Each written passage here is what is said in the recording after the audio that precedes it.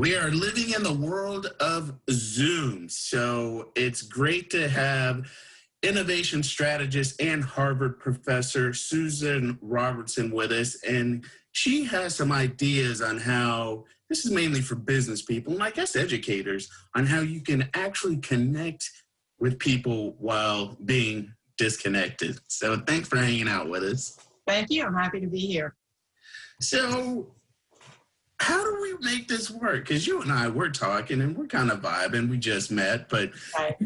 when people are doing business or educating, especially educating, they have to find a way to engage everybody, not just one person. Exactly. You have some thoughts on how to fix that? I definitely do have some thoughts about how to fix that. So it's actually relatively easy to do it with 2, 3, or even 4 people. My experimentation has shown me that up to 4 people, it's pretty good on Zoom because you can still see everyone well enough to see their body language and everybody has a chance to talk and people can engage. But once you get beyond about 4, it starts to become a problem. And what we know from neuroscience is that engagement, which is what we're looking for, is the combination of both attention and emotion. And we often don't like to talk about emotion in a professional setting or even in an educational setting, but it is actually important to have both of those things. And one of the things that I find really helpful to engage people emotionally is to let them get to know at least maybe 2 or 3 other people.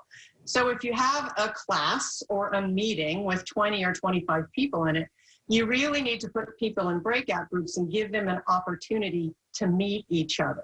And you need to give them a structured way to do that. And can I share an exercise that I happen to really like? Please do, because I mean, like, when you think about, let's just say a class of 25 middle schoolers, and Right. you come in for it, and it's like, they're just like, bah, bah, bah, bah, bah, bah, bah, bah, just happy to have some time to themselves. So Exactly. lock them down, like, focus. Right, right. So structure and very specific instructions. So I call this particular exercise story scavenger hunt.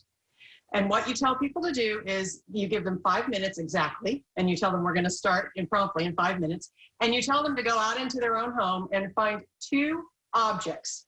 One object that represents a positive or funny story about themselves, and a second object that represents a positive or funny story about a family member.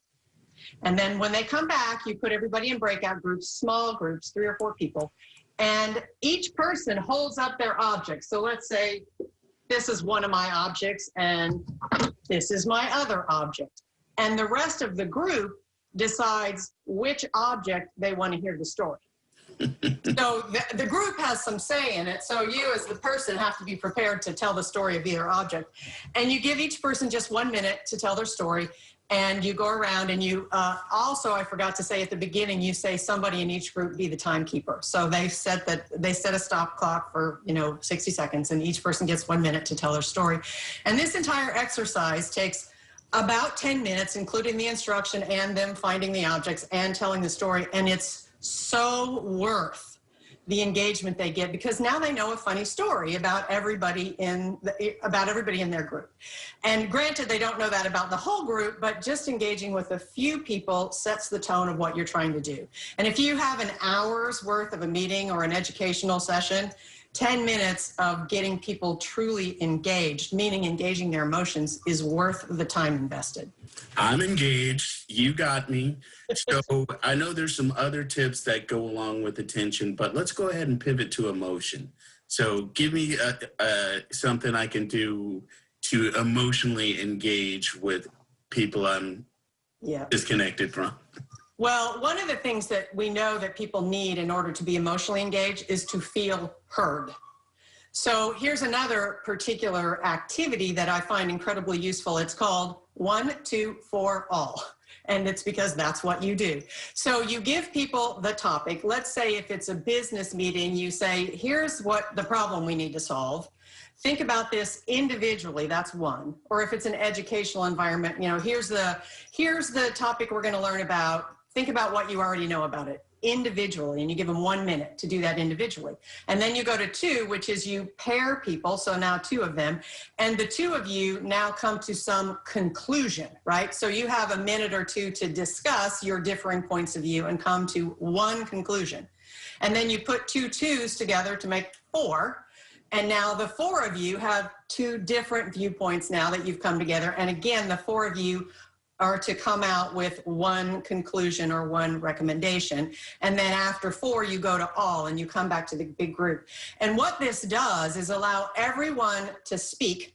They may have only spoken to 1 other person or 2 other people, but at least everybody had a chance to speak. They had a chance to voice their opinion. They had a chance to give their input.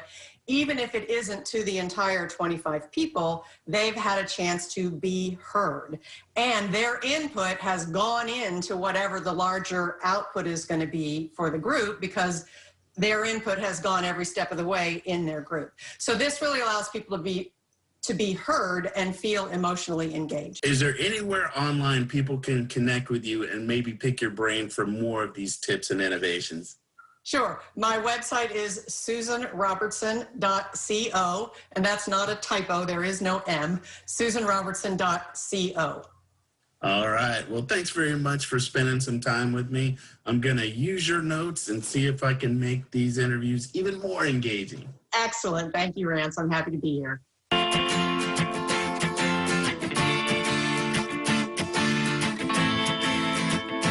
Just call PennDOS. Just call PennDOS.